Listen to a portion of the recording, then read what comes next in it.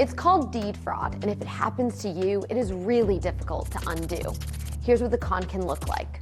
A scammer pretends to be the owner of a property or a vacant lot, and then they call a real estate agent and ask them to list it.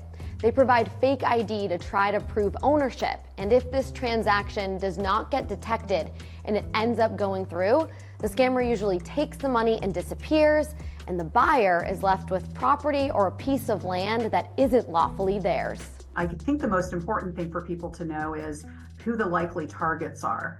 The likely targets are people who have significant equity in their home. So perhaps they've paid off their mortgage and there are no liens on the property. Sadly, senior citizens, they usually have the most amount of equity. Those with second homes, those are another likely target. So it's just good things to keep in mind for the homeowners.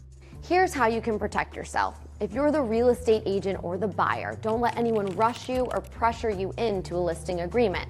You're also going to want to ask for photo verification and identification of everyone involved in the transaction.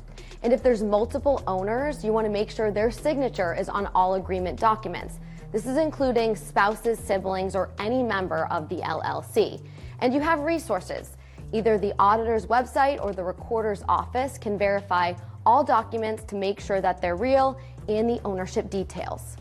If you're a homeowner, consider a monitoring service. Now, the recorder's office usually offers this, so if there's any activity on your property, you'll be alerted of it. Make sure you check your credit report regularly. And if this is your second home or somewhere where you're not always there, make sure you have a trusted neighbor in the area that can alert you of any unusual activity. And I know we always tell you this, but it's very important to make sure you secure and protect your personal information. Fighting fraud, I'm Cassie Arsenault. Local 12 has more consumer stories just like this. Don't forget to click the links and press subscribe.